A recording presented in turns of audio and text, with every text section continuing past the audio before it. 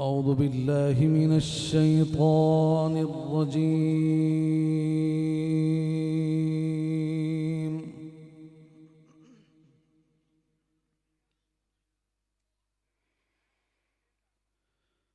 بسم الله الرحمن الرحيم.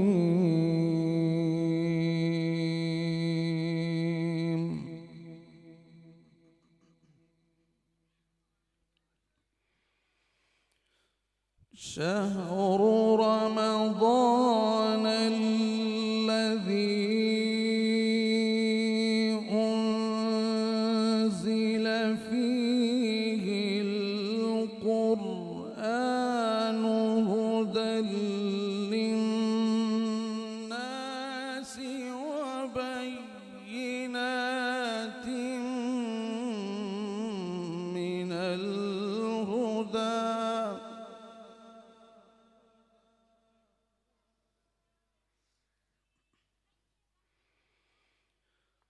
أنزل فيه القرآن هدى للناس وبينات من الهدى والفرقان.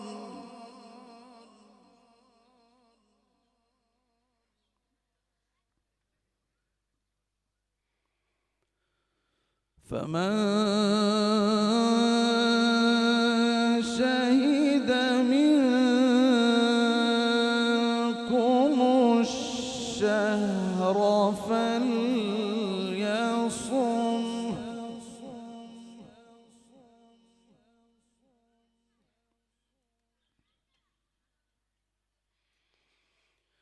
ومن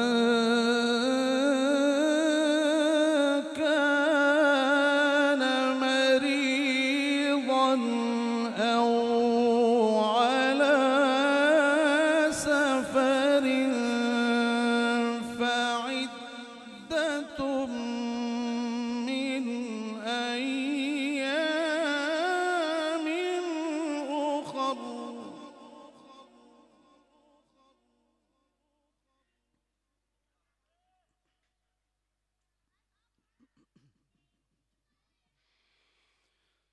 يريد الله بكم اليسر ولا يريد بكم العسر ولتكملوا العدة ولتكبروا الله على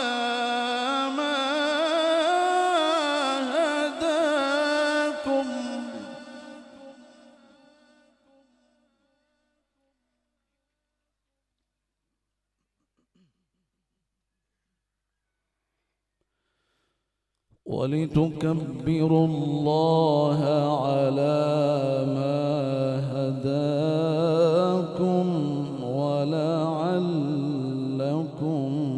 تشكرون.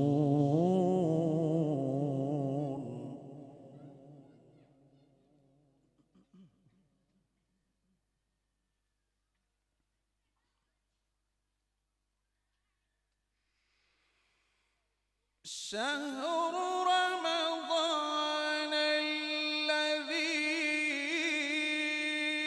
أنزل فيه القرآن هدى للناس وبينات من الهدى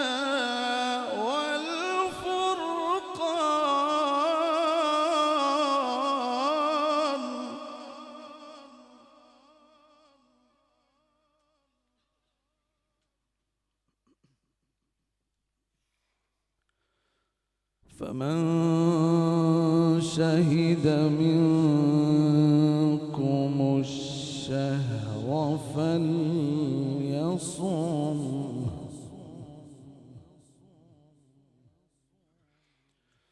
ومن كان مريضا أو على سفر فعدة من أيام أخر.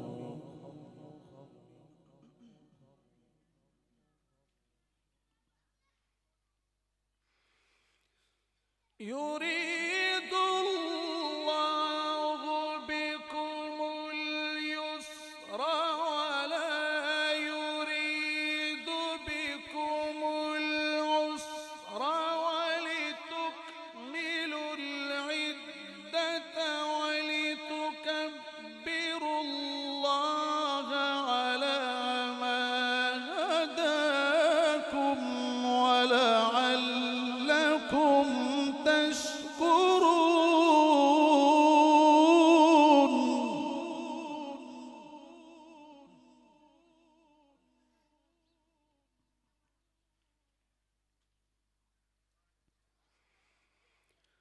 وإذا سألك عبادي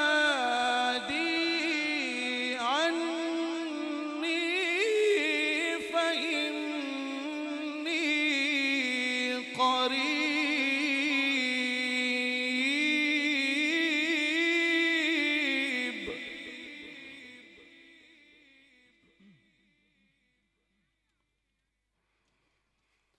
وإذا سألك عبادي عني فإني قريب.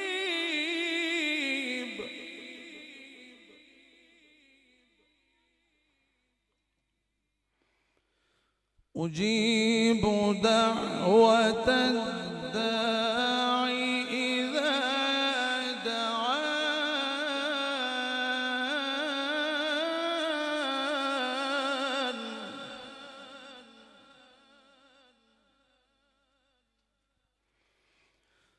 أجيب دعوة الداعي إذا دعان فليستجيبوا لي وليؤمنوا بي.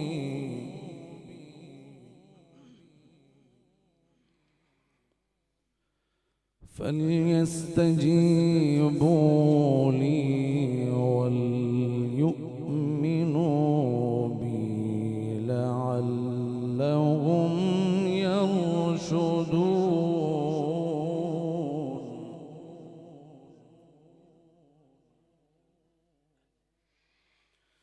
وإذا سألك عبادي عني فإني قريب.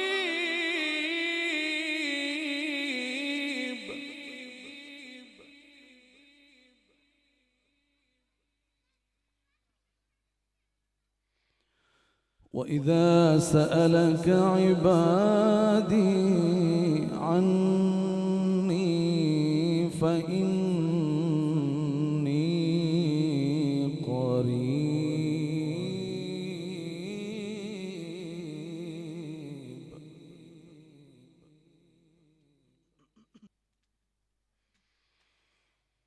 وإذا سألك عبادي عني فإني قريب أجيب دعوة الداعي إذا دعان فليستجيبوا لي وليؤمنوا بي لعلهم يرشدون.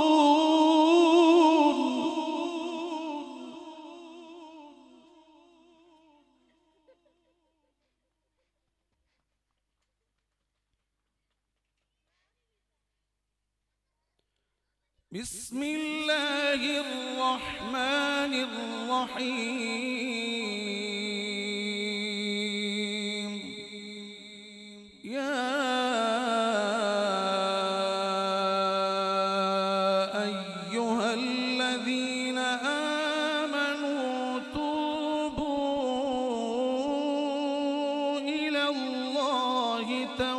توبة نصوحا يا أيها الذين آمنوا توبوا إلى الله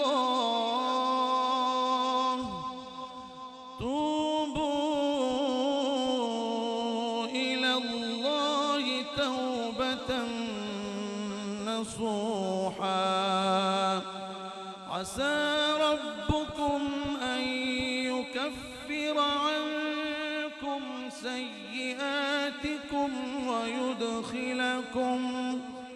ويدخلكم جنات تجري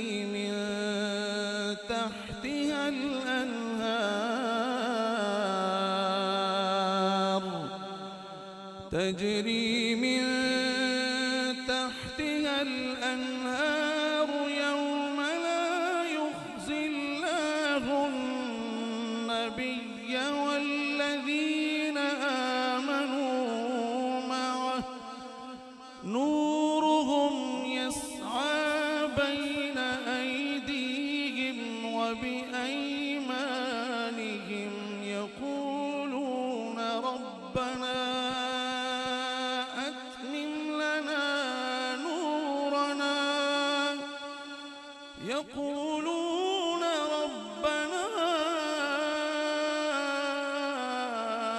أتمم لنا نورنا واغفر لنا إنك على كل شيء قدير صدق الله العلي العظيم.